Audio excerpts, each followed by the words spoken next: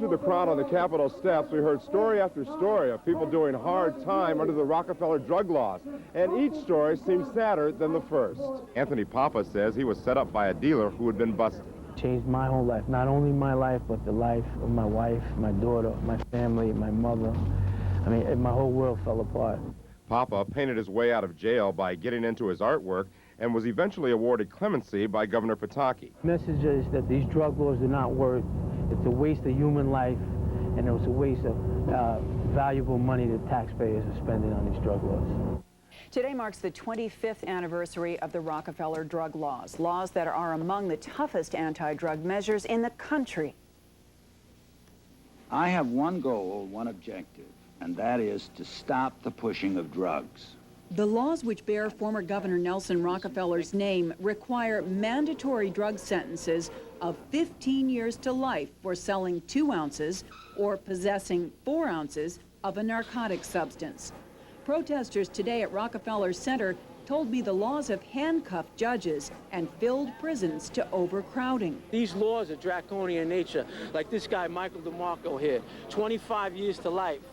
First-time nonviolent offender. He was caught in an operation of conspiracy, no drugs involved. Anthony Papa served 12 years for a first-time drug offense. He was then granted clemency by Governor George Pataki. And let me ask you, Anthony, you mentioned before that it was really the mules that were getting arrested, not the kingpins. You obviously had over a decade of experience within Sing Sing. Is it exaggerated or is it real that a lot of the prison space is being taken up by first-time nonviolent offenders?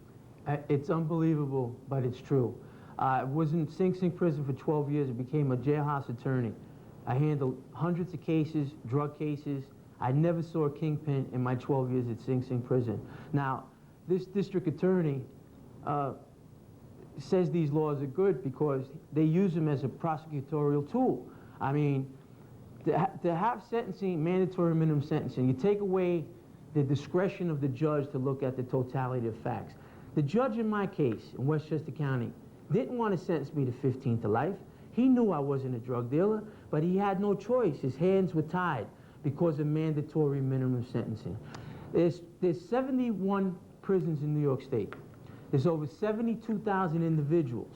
What the war on drugs under mandatory minimum sentence has become is fuel for the prison industrial complex, fuel for the prison system, state, local, federal monies raised through prison misery. Now these prisons, I don't know if you have a map of the prisons in New York State, but there's 72 prisons spread across New York State. Rural communities fight for building prisons in New York State. They feed their communities, and these prisons are full of non-violent first-time offenders. Most prisoners, 75% of prisoners in New York State under these drug laws, there's over 23,000, come from the inner city. And 94% of those individuals are black and Hispanic. Welcome back, ladies and gentlemen. We have a gentleman up in New York who spent 12 years in prison. I will have to give him credit for that. While he was there, he did obtain 3 college degrees. He is a well, matter of fact, well-known painter up in the New York area, and he has accomplished a lot. And so therefore, there may be some proof in the pudding, as we say down here, about rehabilitation. And, you know, I disagree with it, but there's a lot of people who disagree with me as well. You know, down in this area, down south, as you probably read and know, it's pretty difficult to convince people that people should go to college while in prison. Sheriff, it's not going to happen. Same people it's not going to happen. Enter society. They're going to be your neighbors. Don't you want somebody to come out in society had 2,000 and be a productive citizen? I think you had 2,000. Do you want to keep them in prison? You know why, Sheriff? Right. Because you're down with the prison industrial complex. Okay. Misery, pain and misery at state, local, okay. You had. Okay. levels. Let me ask you. Horrible prisons and harsh sentences for convicts inspired Hugo to write Les Miserables. Ideas for reform were once popular in the United States, but lost favor in recent decades. Today, almost 2 million people in America live behind bars. Lengthy minimum prison terms are common and devastating, especially to first-time offenders like Anthony Papa. Sitting in my cell one night, I looked in the mirror and I saw this man, and I knew that this individual was going to spend the most productive years of his life in a cage. And so what I did is I picked up a canvas and a mirror and I painted a self-portrait. In 1985, Anthony Papa ran a small radio repair shop in New York City. Business was slow. He was having difficulty supporting his wife and child. At first I said no, because I knew what it was about. I knew that this guy was a drug dealer. And a couple of months went by, and it was near Christmas time, and I was really doing bad. So the guy approached me again, and basically, I said, well, what do I have to do? He said, well, if you bring this envelope to Westchester County in Mount Vernon, New York, you'll make $500. Through a series of events, I went to trial, I was convicted, and I was sentenced to 15 years to life.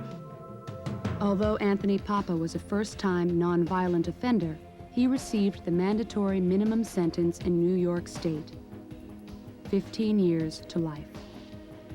Like 22,000 other drug offenders in New York, Anthony was ineligible for parole for 15 years. I know plenty of men and women that are inside that have made mistakes and deserve a chance to return to society. But they're stuck there because of mandatory minimum sentencing.